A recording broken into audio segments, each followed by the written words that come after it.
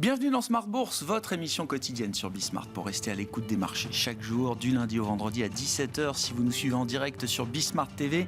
Émission que vous retrouvez chaque soir en replay sur bismart.fr ou encore en podcast sur l'ensemble de vos plateformes préférées. Au sommaire de cette édition ce soir, une consolidation qui s'étend pour les indices actions, notamment en Europe et à Paris en premier lieu, avec une baisse jusqu'à 1,5% aujourd'hui pour le CAC 40. Le CAC 40 qui est proche de revisiter les points bas qu'on avait connus au mois d'avril. On a effacé au moins une bonne partie du rebond du mois de mai. Certes, tous les indices ne consolident pas tout à fait de la même manière. On était encore sur des niveaux records hier en clôture pour le Nasdaq américain, emmené par toujours la même valeur, Nvidia, qui réussit à continuer de progresser dans le contexte actuel, mais on sent quand même que la dynamique patine un petit peu de manière générale. Les marchés sont-ils sur une pente glissante, voire dangereuse ? C'est la question qu'on posera à nos invités en ce début d'émission d'ici quelques instants, avec parmi l'actualité du jour, la dynamique de fusion-acquisition qui semble confirmer son retour à travers notamment le thème des matières premières. Si on voit que l'offre de BHP Billiton sur Anglo American est sans doute en train de tomber à l'eau, on voit que dans le secteur pétrolier américain, la dynamique de M&A reste bel et bien en place après les opérations majeures historiques qu'on a vues en octobre dernier, des deals à plusieurs dizaines de milliards de dollars menés par Chevron ou encore Exxon. Et bien c'est au tour de ConocoPhillips, l'autre grande major du secteur pétrolier américain, de passer à l'action avec le rachat annoncé aujourd'hui de Marathon Oil pour un peu plus de 22 milliards de dollars, dettes comprises. Vous aurez toutes les infos clés sur ces deals et sur les infos du jour sur les marchés avec Pauline Gratel dans un instant. Et puis dans le dernier quart d'heure de Smart Bourse, le quart d'heure thématique, oui, nous parlerons d'un secteur et même d'un thème autour du recyclage et des déchets, une méga tendance, un thème de fond que nous analyserons avec les équipes de Galilée Asset Management et son président Ronnie Michali qui sera avec nous en plateau à partir de 17h45.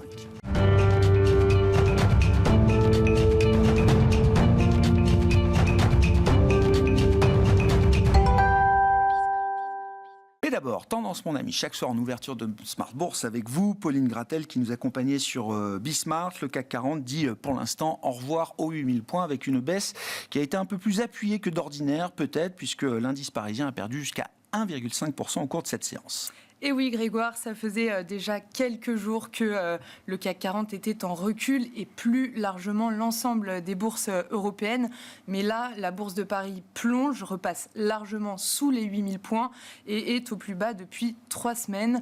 Un CAC 40 affaibli notamment par la publication de l'inflation en Allemagne qui accélère en mai à plus 2,8% sur un an en données harmonisées après plus 2,4% en avril. C'est plus qu'anticipé. Sur un mois, elle augmente de 0,2% en données harmonisées, une hausse fidèle au consensus. Et puis, les investisseurs sont inquiets à propos des données attendues vendredi et plus précisément les revenus et dépenses des ménages américains d'avril et le corps PCE qui pourrait donner de nouveaux indicateurs sur la trajectoire de la politique monétaire américaine.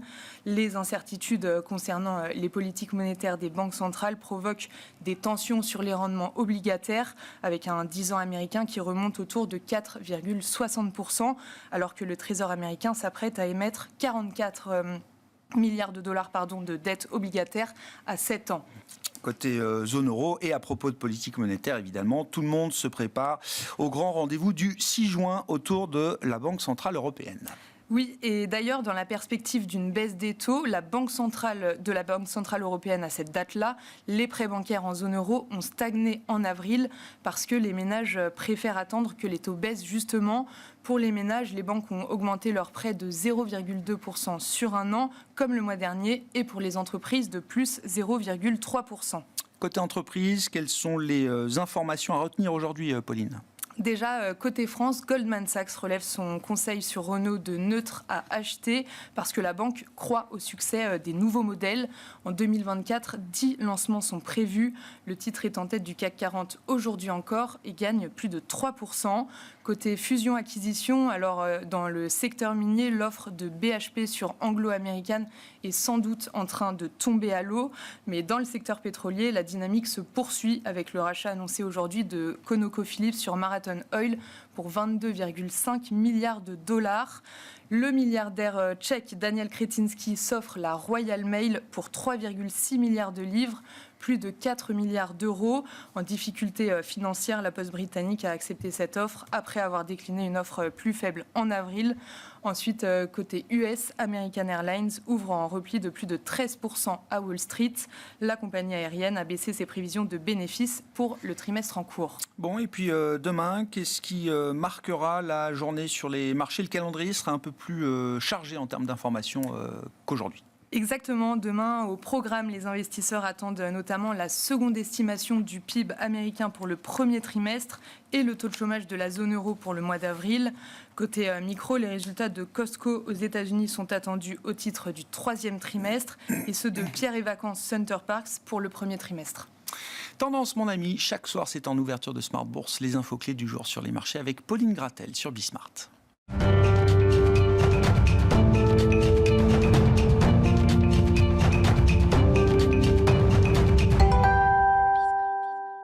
Trois invités avec nous chaque soir pour décrypter les mouvements de la planète marché. Gilles Guibout est avec nous, le responsable des actions européennes d'AXA IM. Bonsoir Gilles. Bonsoir Grégoire. Merci d'être là. Franck Dixmé nous accompagne également. Bonsoir Franck.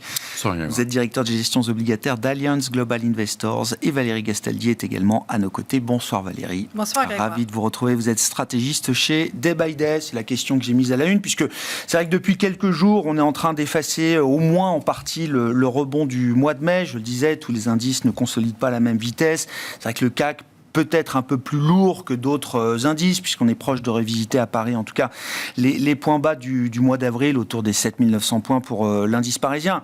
Est-ce que les marchés sont toujours dans une phase de consolidation un peu latérale, comme on dit, ou est-ce qu'on est parti sur une pente peut-être un peu plus glissante, voire dangereuse à court terme, Valérie? Alors, glissante en Europe, oui, on dirait que cette pente est un petit peu glissante, en effet. On a... Il y a des destins variés, comme vous l'avez souligné, mais enfin, si on regarde le stock 600, qui a réussi à rejoindre de nouveaux sommets, on va avoir la clôture de la semaine demain. Fin de mois, fin de semaine, etc. Voilà, donc une clôture relativement importante. Peut-être qu'il y a eu un petit peu d'emballement la semaine dernière à remonter les expositions à un fin mai, parce que pour beaucoup de gens qui traitent une fois par mois et qui vont donc essayer, enfin une fois par mois, pas forcément sur oui. Peu souvent, hein, peut-être qu'ils se sont dit bon bah la période de risque classique qui est celle du mois de mai, elle est derrière nous, le marché a bien tenu, donc il y a sans doute pas mal de gens qui sont un petit peu en retard sur leurs expositions, en tout cas sur les valeurs européennes. Donc, un petit mouvement pour remonter ces expositions en Europe. Sans doute, c'est ce que l'on a eu. Et du coup, on pourrait avoir un début du mois de juin un petit peu plus... encore un peu mou. Des mains un peu faibles qui se feraient prendre à contre-pied là, sur les dernières séances? Oui, des gens qui suivent les indices parce qu'ils doivent les suivre. Parce que c'est leur métier, oui. Avec peu de... c'est pas des achats de conviction.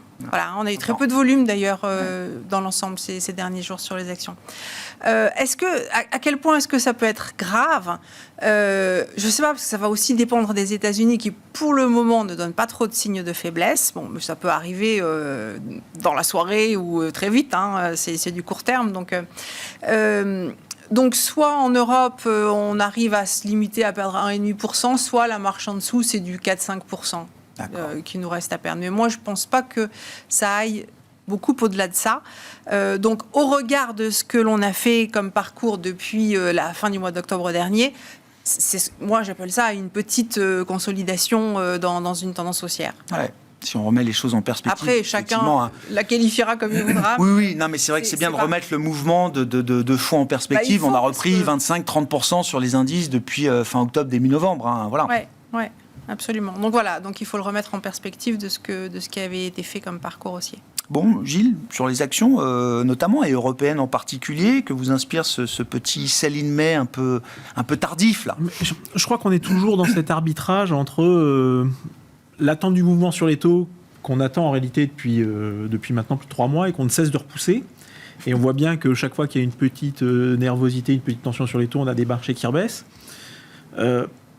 Alors la bonne nouvelle sur cette tension, de la tension sur les taux, c'est que en partie, elle est liée à la bonne tenue de l'économie.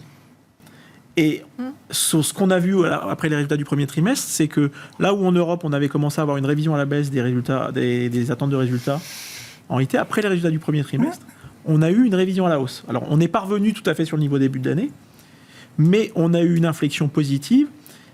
Et c'est véritablement après les publications qu'on a eu un marché qui s'est un peu repris, on va dire, porté par ces améliorations de résultats et par des indices PMI qui, en Europe, ont quand même surpris à la hausse. Et les indices PMI, c'est souvent un indicateur avancé de la direction des résultats à venir. Ouais. Donc on avait d'un côté le côté fondamental, les résultats qui sont en train de s'améliorer, et de l'autre côté, c'est les taux qui ne baissent pas et donc qui ne permettent pas une expansion du multiple. Et donc aujourd'hui, la question qu'on doit se poser, c'est pour justifier les niveaux de valorisation qui sont maintenant passés très légèrement au-dessus des moyennes de long terme, il faudrait quand même une amélioration des résultats bien meilleure pour pouvoir justifier une hausse ultérieure. Donc là, on est à court terme un peu plus piloté par ce qui va se passer sur les taux. Donc on est on n'est pas tellement surpris d'avoir cette période un peu de stagnation, d'observation, parce qu'en fait, on est quand même entouré par l'incertitude.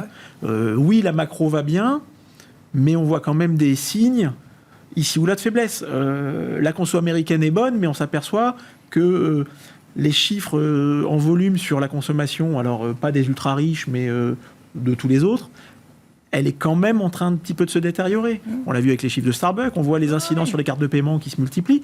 Donc, les volumes dans les grandes les Walmart, les Target, etc. Alors il y a des destins divers, comme disait, en fonction de chaque entreprise. Mais il y a quand même plutôt l'idée que les chiffres d'affaires ont atteint, un niveau un peu topiche, quoi. Et que les chiffres d'affaires sont plutôt on avait les volumes orientés à la baisse de catégories des produits de grande consommation. Ouais. Dans l'ensemble, les volumes, ils étaient pas tellement à la hausse, ils étaient même plutôt en baisse. Alors on montait grâce au prix, mais donc on a quand même une situation qui mérite pas de s'emballer compte tenu des valorisations actuelles. Et donc ça nous surprend pas. Alors comme toujours, il y a des endroits dans le marché sur lesquels on peut trouver des opportunités, mais il n'y a pas non plus de quoi être complètement euphorique. Ouais, l'Europe, elle a monté aussi parce que elle était très sous-pondérée dans les portefeuilles. Ouais. Et du coup, effectivement, il y avait sans doute, elle a surpris à la hausse compte tenu de la qualité des résultats. Et du coup, effectivement, il y avait sans doute matière à remonter un petit peu les expositions. Bon, comme le faisait remarquer Gilles, effectivement, il y a toujours l'histoire des marchés obligataires et des marchés de taux drivés par les éléments de politique monétaire, entre autres. Et de ce point de vue-là, le 10 ans américain, qui reste notre référence mondiale, revient à 10 BP près, en tout cas sur les sommets qu'on a connus au cours du mois d'avril, si je ne dis pas de bêtises, près de 4,70. Enfin, on est à 4,60, mais le sommet était à 4,70. Qu'est-ce qui explique qu'on revienne là, comme ça, sur ces sommets-là, partant des taux américains, en l'occurrence, et de la diffusion que ça peut générer? On sonne un peu comme un disque rayé sur les taux, puisqu'on raconte toujours la même histoire depuis maintenant 6 mois. On est dans une phase toujours de correction, d'anticipation très excessive de baisse de taux. Donc à la fin de l'année 2023, on avait jusqu'à 7 baisses de taux de 25 BP qui étaient pricées aux États-Unis. Donc oui, on était quand même sur des anticipations extrêmement optimistes, mais qui relayaient aussi l'optimisme communiqué par les banquiers centraux, et notamment Jay Powell. Donc on était après ce fameux point d'inflexion sur la politique monétaire, et on s'est précipité tête baissée dans l'autre phase à venir du cycle monétaire, qui est une phase de détente. Malheureusement, ça ne s'est pas tout à fait passé comme ça, parce que l'inflation, notamment aux États-Unis, n'a pas cessé de surprendre à la hausse. C'est vrai. Et ça, c'est le facteur clé, en fait. L'inflation sur les services, qui est toujours très élevée. L'inflation sur l'immobilier, qui contribue à nourrir l'inflation cœur. Et une grosse incertitude de la part des investisseurs, qui ont donc massivement révisé à la hausse des anticipations qui étaient beaucoup trop optimistes.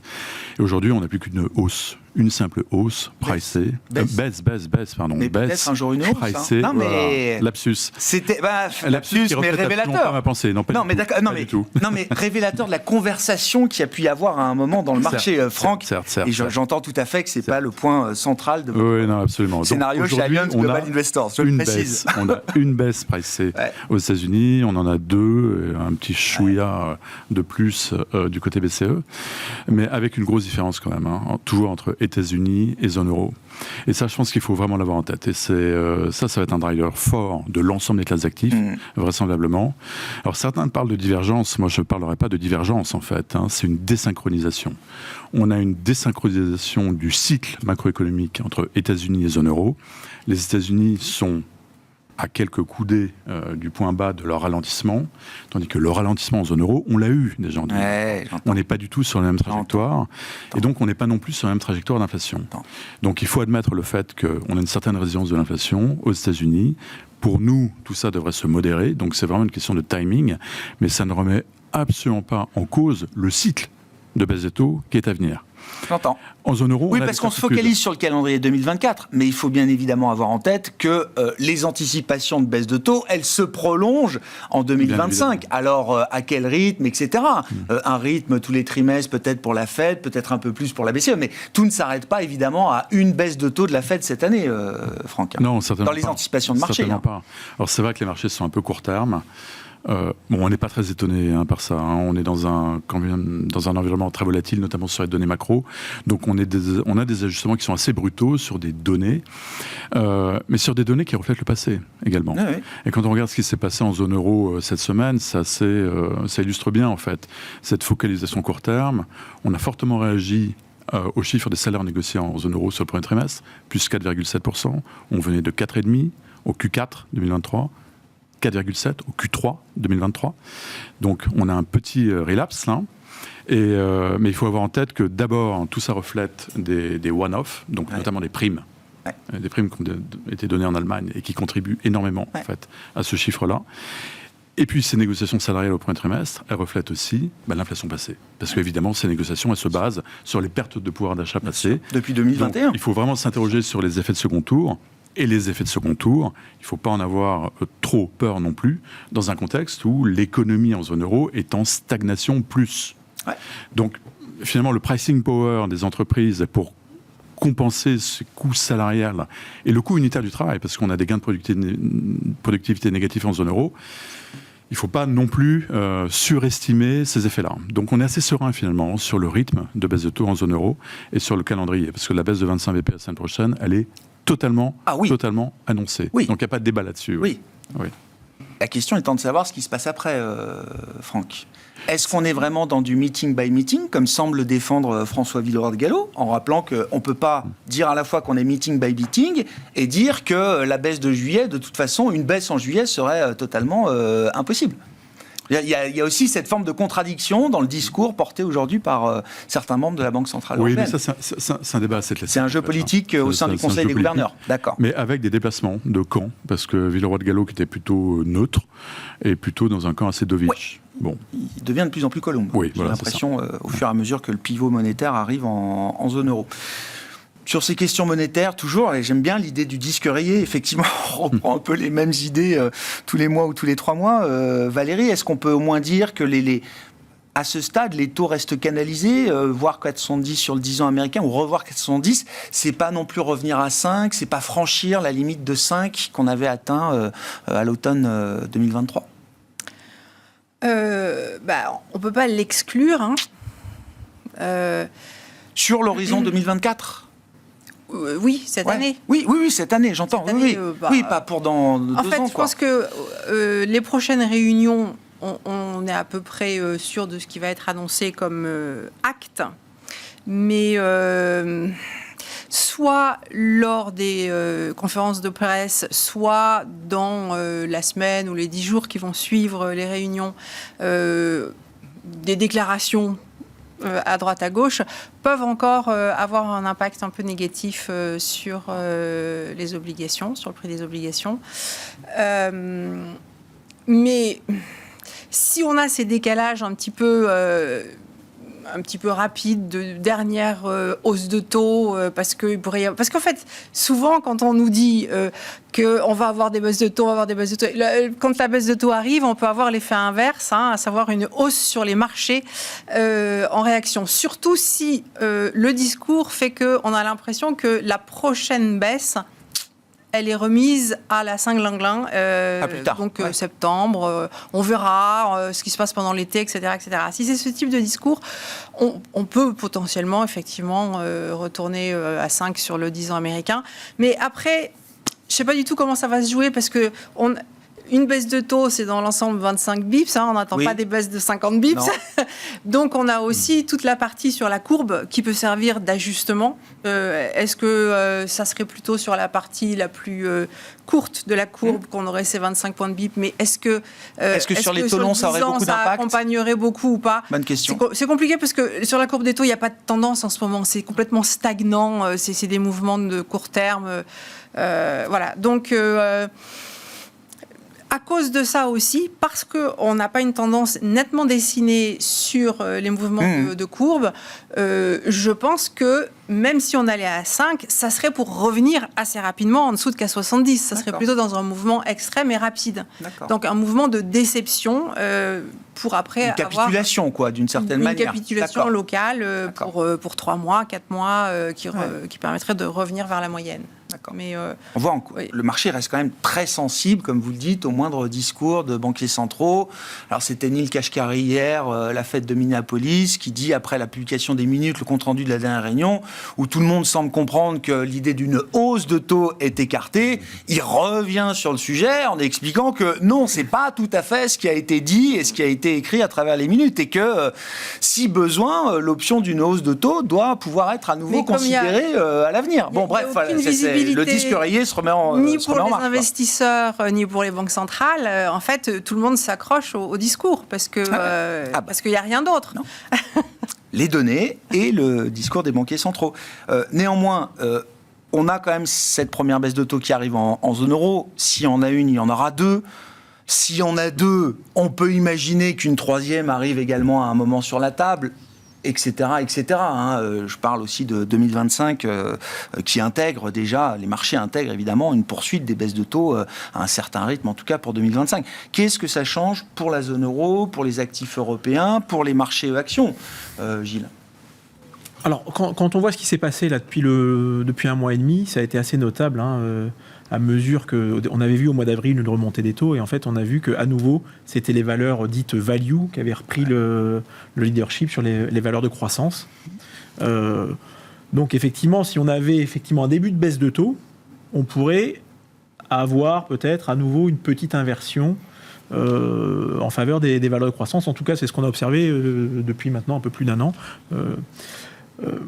Là où je pense que ça pourrait avoir un peu plus d'impact, c'est sur des valeurs qui ont été largement délaissées et qui étaient assez sensibles aux évolutions de taux.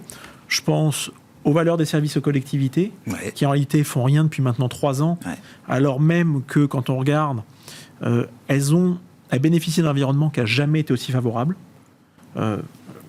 Les secteurs du service, le secteur du service aux collectivités, généralement, c'est vous traitez avec un régulateur qui va vous permettre d'obtenir un retour sur un investissement donné.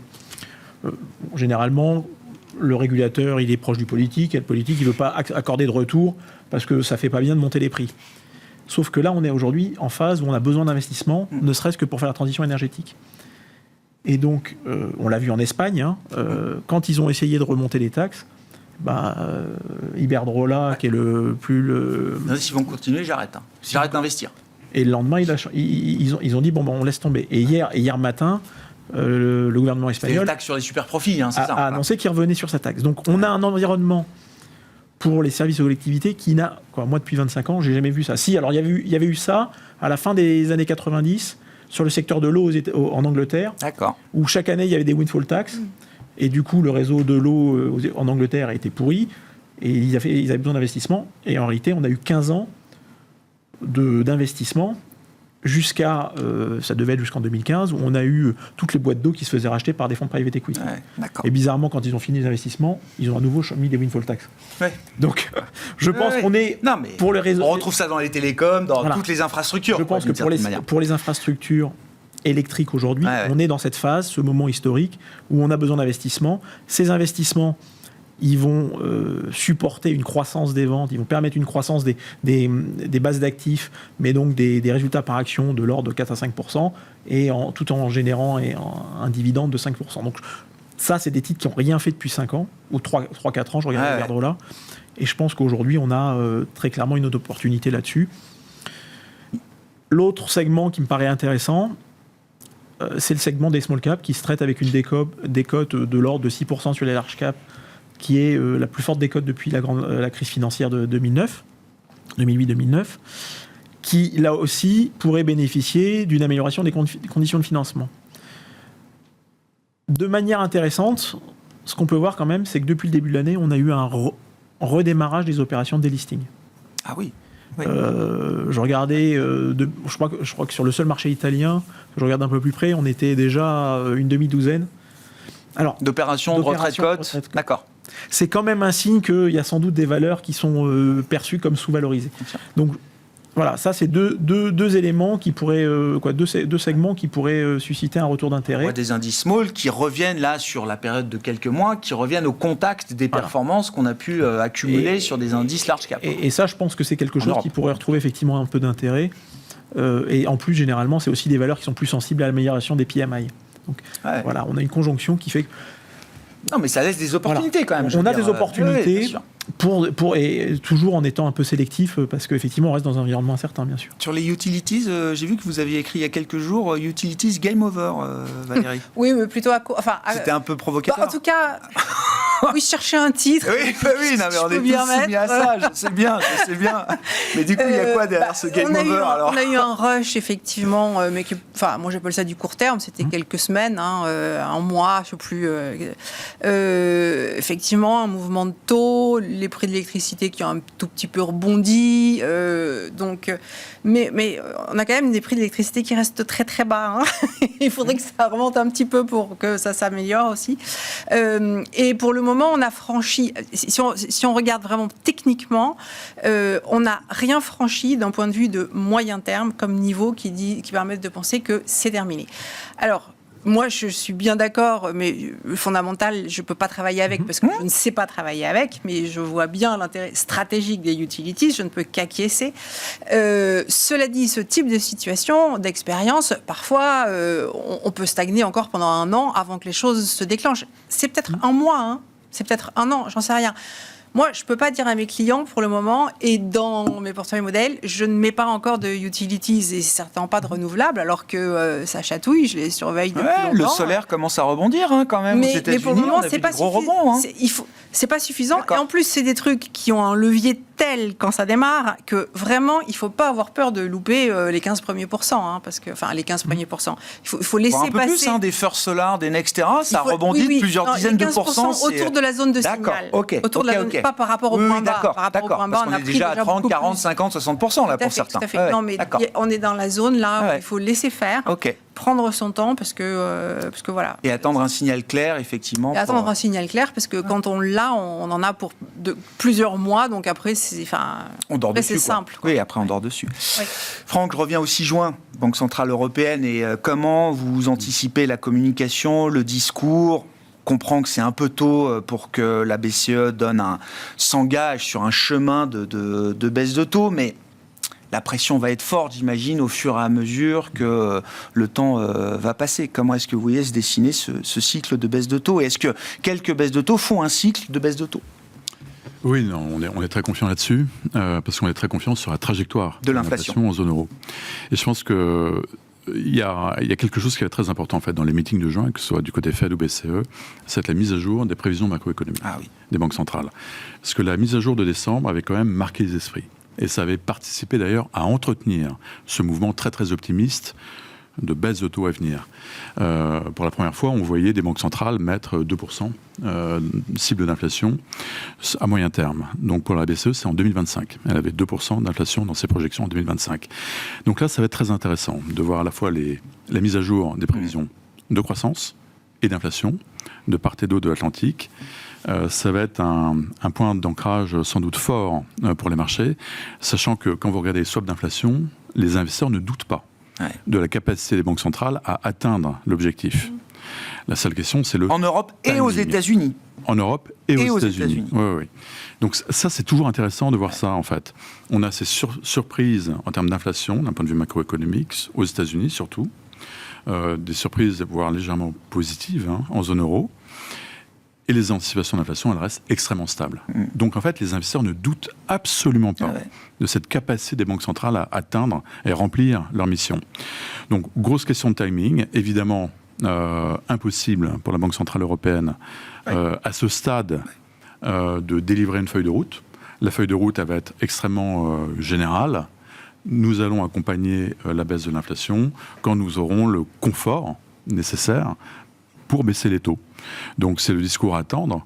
Moi je pense que tout de même, le fait d'enclencher le cycle de baisse des taux est un élément important. Ce sera derrière nous.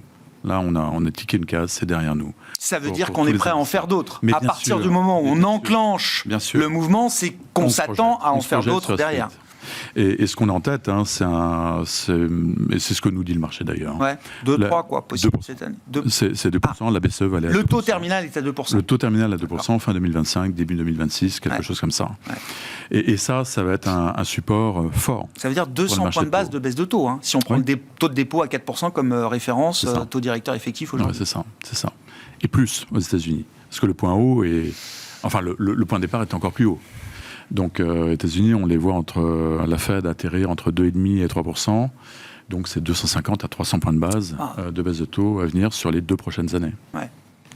Cette désynchronisation, à partir de quel moment la BCE a besoin quand même que la Fed se mette en route également pour pouvoir poursuivre sereinement ces baisses de taux et pas être obligé de s'attacher à des considérations autour de la devise, par exemple. Alors, je pense qu'il y a un élément qui n'est pas dans les marchés aujourd'hui, c'est la possibilité des banques centrales d'aller beaucoup plus vite et beaucoup plus fort. Et ça n'est pas dans le marché aujourd'hui. Non, parce qu'on est dans la phase de correction des excès, comme vous disiez, des anticipations trop fortes. Dans la fin de cette phase de correction. Il ne faut pas oublier qu'on a eu des pas de 50 BP. Oui, à la hausse. Bien sûr, 75 même.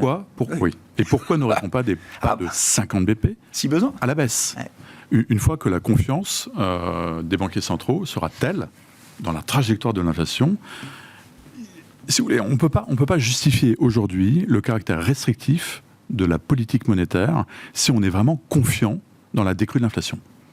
Aujourd'hui, on est dans du passive tightening aux États-Unis. On a des taux monétaires à 5,5, on a une inflation qui décélère, donc on est toujours dans un resserrement passif des conditions monétaires, qui ne se justifie plus. Donc, manque encore vraiment ce degré de confiance, on n'est pas loin à notre avis. Et là, on ne serait pas du tout étonné de voir des anticipations de 50 BP se cristalliser. Se former à un certain point. C'est un peu, alors, là je cite Philippe Lane, chef économiste de la Banque Centrale Européenne, mais c'est un peu l'idée qu'il a défendue là, dans sa dernière prise de parole, dans son entretien au FT. Plus on va maintenir ce niveau de restriction monétaire longtemps, plus on sera peut-être obligé, dans la phase de détente, d'aller vite et fort. Parce qu'on sera obligé de réagir à des dommages économiques. Et ça, c'est un soutien très important. Des cicatrices qui auront peut-être été laissées par ces niveaux de restriction monétaire. Donc, il n'y a pas de doute là-dessus. Sur le plan des devises, est-ce que ça peut provoquer des mouvements importants au final ou pas tant que ça, s'il y a cette forme de resynchronisation à un certain stade, en tout cas entre la Banque centrale et la Fed la Banque centrale européenne et la Fed ça peut être baissier dollar, parce qu'on... Quand même, d'accord. La BCE ne nous a pas habitués à l'héroïsme. Attendez, le 6 juin, elle va prendre son... Et le 6 juin est une date d'héroïsme historique, on va dire comme ça, mais elle prendra son indépendance ce jour-là, quand même. Oui, après 25 ans d'existence. Archi annoncé, bien préparé. Oui, mais il fallait quand même le faire, Franck. Bon, et donc vous avez plus de doutes sur La BCE reste structurellement au quiche et la Fed reste structurellement de viche. Dans une construction de portefeuille, investir aujourd'hui sur du 2 ans Treasury à 4,95, c'est pas une grosse erreur. D'accord. Voilà. Et ça m'amène cette question. C'est qu'est-ce qui va se passer une fois que les premières baisses de taux auront été délivrées pour tout ce qui a été parqué sur du monétaire, sur des produits de taux très courts, sur des comptes à terme, dont la rémunération est fixée par les taux de dépôt des banques centrales. Qu'est-ce qui va se passer avec cet argent-là? Est-ce qu'il y a des flux qui vont se mettre en place? Les flux sur l'obligataire, ils sont modestes en fait. Ils sont relativement modestes parce que c'est vrai qu'il y a toujours cet attrait du monétaire, attrait des dépôts à terme, des comptes à terme. Et je pense que ça, c'est un facteur de soutien aussi très très fort sur l'obligataire, mais à venir. Ça va pas être immédiat, mais on le voit aussi dans les fonds à maturité. Il y a eu un appétit énorme dans le marché sur les fonds à maturité. Ouais. Et c'est pas idiot du tout, parce que là, vous cristallisez pendant 4 ans un taux de rendement, si on n'a pas de défaut dans le portefeuille, qui est très compétitif par rapport au monétaire aujourd'hui. Mais si on se projette sur le monétaire en moyenne sur les 5 prochaines années, je pense que là, ça fait du sens. Ouais. Sur les devises, est-ce qu'il y a une volatilité particulière à signaler? Est-ce que ça a été à un moment, un des arguments en tout cas indirect de la BCE, de s'inquiéter, j'allais dire, du risque de décalage de l'euro par rapport au dollar si on commençait à baisser trop vite, sans attendre la Fed, etc. Bon, ce moment-là est un peu passé, mais l'euro finalement a plutôt bien tenu et c'est même plutôt un peu réapprécié quand même ces derniers temps. Oui, enfin, il ne se passe rien sur les devises. Enfin, sincèrement, il y a plein de marchés sur lesquels il ne se passe absolument rien. Non, mais ça veut dire que ce n'est pas un sujet brûlant pour les banques centrales. Ah bah, je ne sais pas si ça les brûle. Enfin, au Japon peut-être. Oui. Mais à part ça, à la rigueur, les Suisses un petit peu un moment, mais... ça va mieux. Ouais. Depuis qu'ils ont baissé les taux, oui. Mais sinon, non, il n'y a pas, se passe pas grand-chose. Enfin, sur les grosses devises des marchés, des économies très développées. Et le yen, je sais pas, ça commence à devenir attirant, intéressant. Moi, je me méfierais quand même parce que. À la fin de l'année dernière, il y avait une opportunité pour, à la rigueur, qu'il se passe quelque chose, que le yen se renforce, mais on l'a loupé. Donc là, maintenant, ça peut... On ne sait pas, ça peut durer très longtemps. Le yen faible à ces niveaux-là, ça peut durer très longtemps encore, quoi. Écoutez, je ne peux pas vous dire autre chose parce que on est en plein dans une phase de baisse, on fait record sur record, je ne vais pas me mettre en face d'une marée qui ne cesse de monter. Enfin, non, c'est contraire à ma foi. Ah ouais. Sur ces considérations, je ne sais pas s'il y a des commentaires à apporter. Gilles, je voulais peut-être bien qu'on dise, vous évoquiez le M&A tout à l'heure sur les small et mid cap. Ouais, beaucoup d'opérations autour des matières premières quand même. Alors bon, BHP sur Anglo... Et dans la banque, oui. Qu'est-ce qu'il y a eu dans la banque? Il y a eu les BVA sur Sabadell. Oui, effectivement, oui. Qu'est-ce que ça nous dit alors? Ça reste domestique pour l'instant. Ça reste domestique, mais je pense que c'est intéressant parce que ça vient souligner une chose, c'est qu'aujourd'hui, si on grossit un peu le trait, une banque, c'est une structure IT avec une structure de compliance. Oui. Et là-dessus, vous devez mettre le plus de clients possible pour avoir du levier opérationnel. Et donc, ça plaide pour avoir une consolidation... un peu plus importante, et donc il y a les pays qui restent encore assez fragmentés, ils ont la nécessité de consolider. Et quand on regarde la carte de l'Europe, il y a une corrélation assez forte entre le niveau de concentration des marchés et le niveau de profitabilité dans ces marchés. Les marchés scandinaves sont beaucoup plus profitables avec une poignée de grandes banques, quoi. Avec une poignée de grandes banques. Ouais. Et somme toute, on peut penser ce qu'on veut, ne pas apprécier les banquiers, mais c'est quand même important d'avoir un marché bancaire solide. C'est essentiel, oui. Parce que ça permet de financer l'économie. Donc c'est quelque chose qui, à mon avis, peut... Et ça peut aller au-delà des frontières, parce que vous ouvrez le sujet. Moi, ça y est, je repars sur l'entretien Macron, l'idée que si on est européen, il faut accepter des fusions transfrontalières, y compris si c'est une de ces banques domestiques qui est la cible d'une autre banque, etc. Je pense que ça... pour que ça puisse aller complètement au-delà des frontières, il y a effectivement la nécessité d'avoir une union bancaire. Maintenant, il y a quelques banques qui sont déjà dans plusieurs pays, et pour ces banques-là, ça peut être intéressant de renforcer leur part de marché local. Donc, ça ne sera pas des grandes fusions transfrontalières où aller entrer dans un nouveau pays, mais ça peut être de renforcer sa présence sur un marché sur lequel on est déjà présent. Côté pan-européen qui se développe quand même. Parce que vous avez quand même besoin de renforcer cette densité, justement. Mais je pense que c'est encore un peu tôt pour avoir des grandes opérations transfrontalières. Ça ne veut pas dire qu'elles ne peuvent pas arriver, mais parce qu'en fait, aujourd'hui, vous avez plus d'éléments de vent contraire parce que vous avez des surcharges en capital et vous n'en avez pas les bénéfices puisque vous n'avez pas le bénéfice d'avoir les dépôts. Oui, un cadre réglementaire unifié parfaitement. C'est encore un peu tôt pour ça. Mais... Bon, et ça reste un secteur à privilégier en matière d'investissement, les actions bancaires. Ça reste un des secteurs leaders qui a peut-être pas perdu de force d'ailleurs. Encore une fois, par rapport à d'autres. Quand on regarde la valorisation du secteur bancaire, elle reste plus proche de ses plus bas historiques, malgré la performance, et avec un dividende annoncé, avant donc les rachats d'actions, entre 8 et 10%. C'est sans doute trop élevé, sauf à penser que c'est pas soutenable.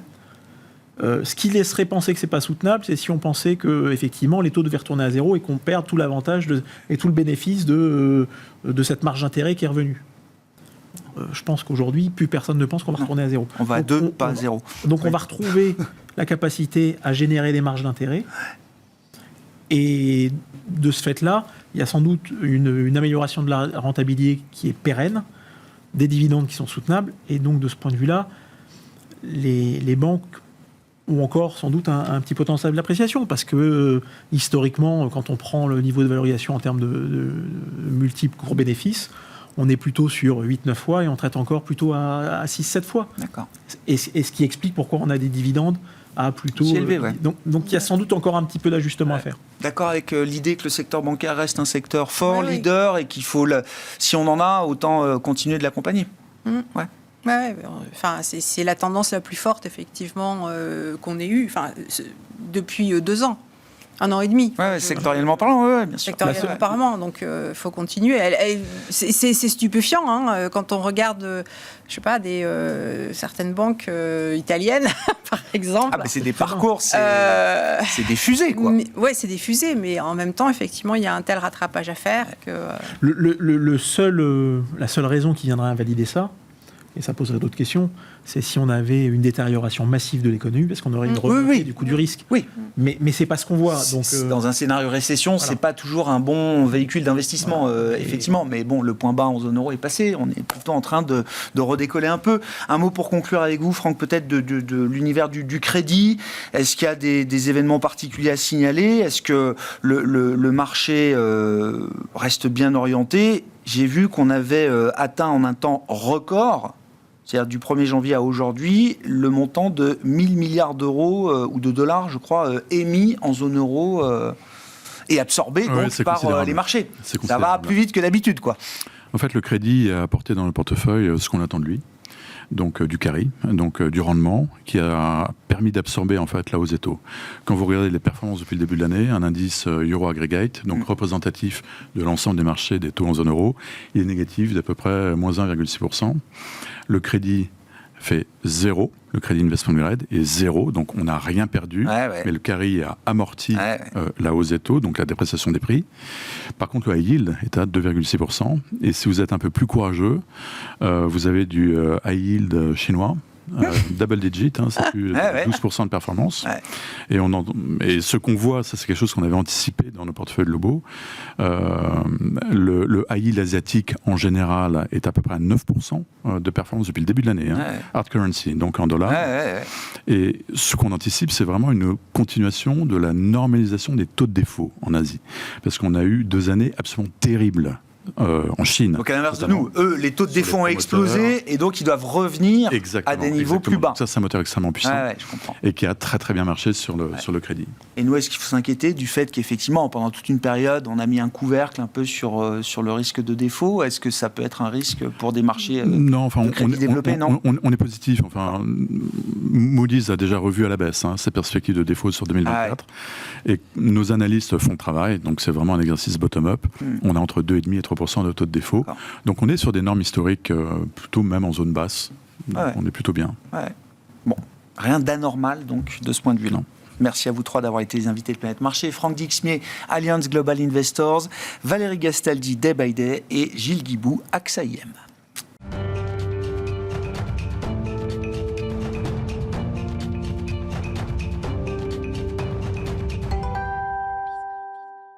Le dernier quart d'heure de Smart Bourse chaque soir, c'est le quart d'heure thématique et nous explorons ce soir le thème du recyclage et des déchets.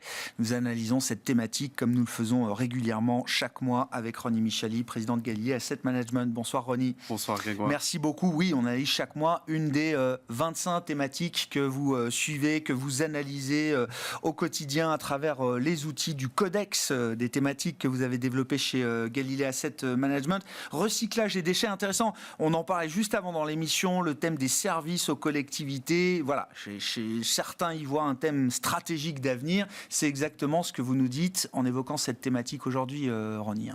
Exactement. Alors cette thématique, elle s'appelle recyclage et déchets, mais il faut savoir que le recyclage, malheureusement, ce n'est qu'une petite partie de la gestion des déchets.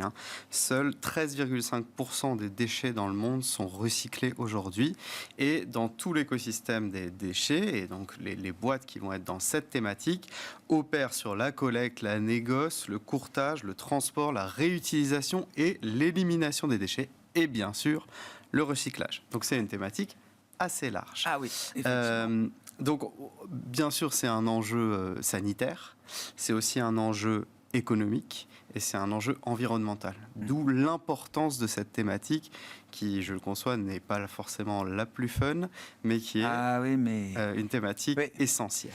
Oui, essentielle, effectivement, pour notre avenir et essentielle peut-être aussi en termes d'investissement, parce que derrière tout ça, il y a quand même beaucoup d'infrastructures et qui ont besoin de CAPEX pour se déployer. Qu'est-ce qu'on peut dire des fondamentaux, justement, de cette thématique et par quels fondamentaux est-ce qu'elle est portée aujourd'hui, Ronnie ? Alors, lorsqu'on regarde les fondamentaux, comme d'habitude, on va s'assurer que la thématique, elle est structurelle, internationale et transversale.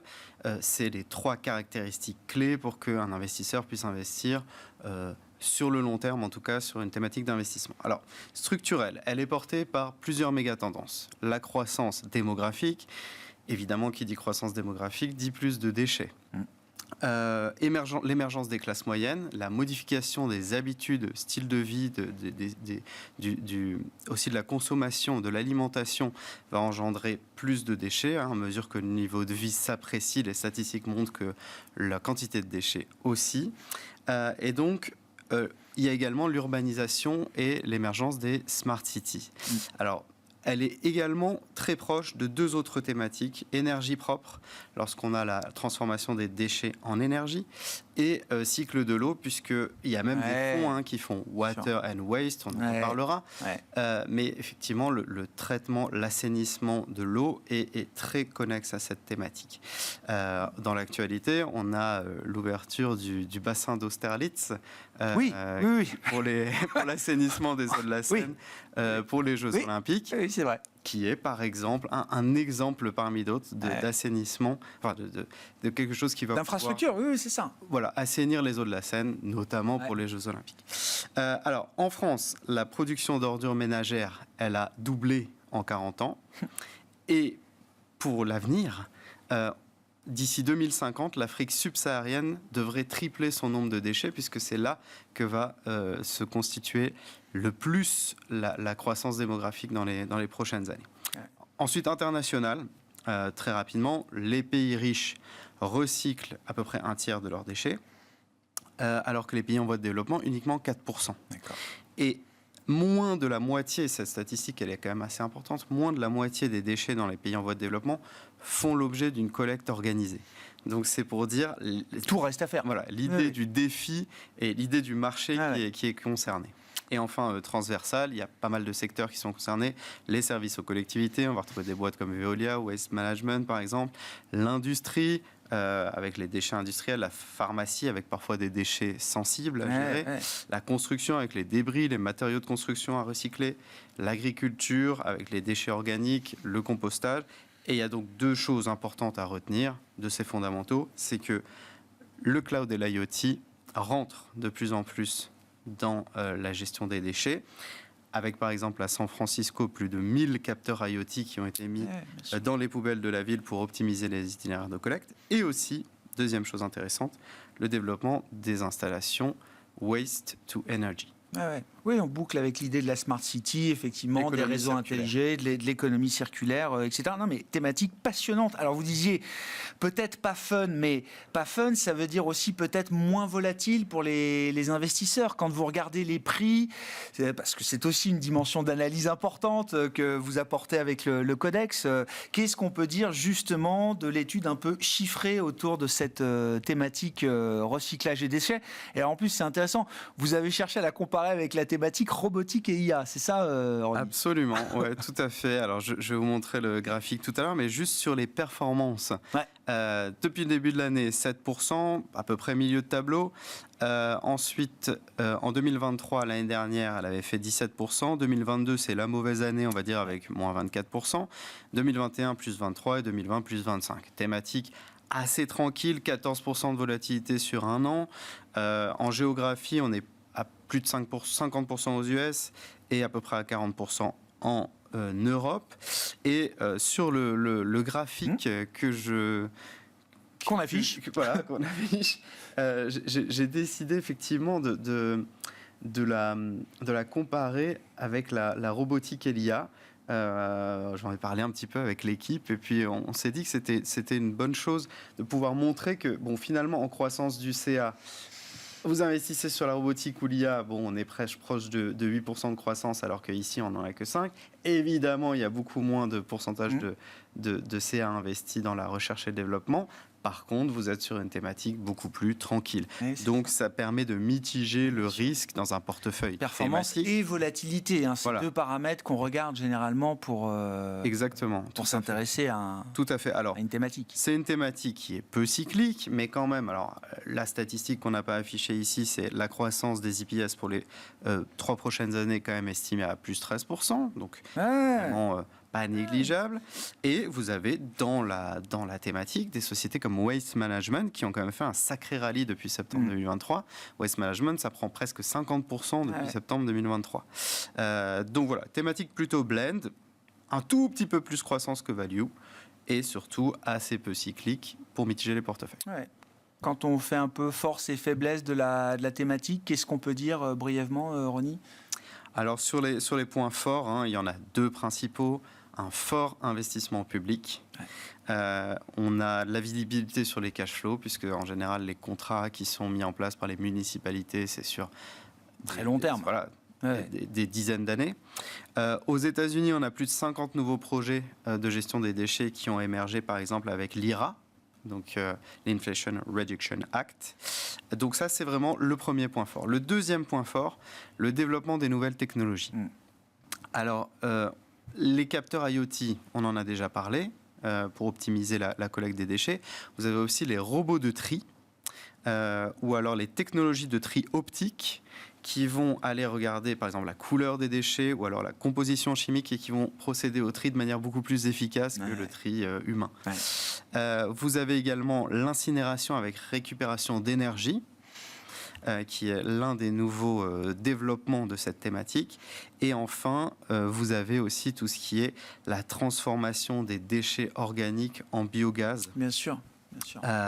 Avec effectivement tout ce qui va permettre de créer de l'énergie. Donc ça, c'est vraiment le développement des nouvelles technologies qui rentrent. Ça vient leverager, on va dire, ces infrastructures et cette thématique. À l'inverse, qu'est-ce qui peut freiner ou entraver le développement de cette thématique ? Absolument. Alors, juste pour dire, il y a quand même encore des progrès à faire, puisqu'on a vu que le taux de CA investi en R&D, en recherche et développement, est encore assez... à moins de 2%. Il y a encore des choses à faire. Dans les points faibles, le manque de stratégie globale, je dirais, cohérente à l'échelle mondiale de gestion des déchets et les différences de règles et normes entre les pays. Ça empêche des sociétés qui pourtant ont une taille mondiale, par exemple Veolia, Waste Management, etc., d'avoir des stratégies plus globales du fait de la réglementation de chaque pays. Et c'est vrai que on est sur des sociétés qui pourraient, comme dans d'autres thématiques, profiter d'une harmonisation. Ouais. Les parts de marché sont très faibles dans ce secteur au niveau mondial. Alors, j'ai plus en tête Veolia aujourd'hui ce que ça pèse, mais à un moment, Veolia se présente comme leader. C'est 10% et quelques de parts de marché au niveau mondial. Donc, c'est un marché qui reste très fragmenté de ce point de vue-là. Exactement. Et puis comme je disais, l'entreprise doit s'adapter à chaque fois dans chaque pays aux contraintes. Et enfin, on a aussi le risque de réputation pour certaines sociétés. Ça, c'est quand même un sujet très sensible. On peut parler de Clean Harbors, par exemple. Malgré sa performance vraiment exceptionnelle sur ces dernières années, elle a été sanctionnée plusieurs fois pour non-respect des normes environnementales dans l'incinération des déchets dangereux. Et ça a fait à chaque fois du bad buzz pour son cours de bourse. Bon, 30 secondes pour nous proposer, alors dans toute la souche et le gisement des fonds sur lesquels vous travaillez, Ronnie, quelques véhicules qui permettent de soutenir et de supporter cette thématique? Alors, deux ETF... un ETF et 2 fonds. Un ETF de BNP Paribas Circular Economy Leaders, avec des performances assez intéressantes depuis 2020, une volatilité assez réduite. Dans celui-ci, il y a à peu près 60% d'entreprises américaines, donc voilà, chacun y trouvera son compte pour la diversification géographique. Donc il est SFDR 8 celui-ci. D'accord. Au niveau des fonds, on a Robeco Circular Economy Equities. Lui aussi a à peu près 60% de boîtes US dans le portefeuille, tout comme dans notre indicateur. Donc ça me paraît assez normal. Par contre, lui, il a des performances intéressantes depuis 2 ans principalement, mais il est SFDR 9 pour les portefeuilles ESG. Et enfin, Regnan Sustainable Water and Waste, qui a le traitement et l'assainissement de l'eau en plus. Il y en a également un chez Fidelity qui fait le traitement de l'eau et des déchets. Merci beaucoup pour cet éclairage thématique. Vous venez nous voir chaque mois pour nous proposer cette analyse d'une des grandes thématiques d'investissement que vous suivez. Ronnie Micheli, président de Galilée Asset Management, avec nous, invité de ce quart d'heure thématique de Smart Bourse.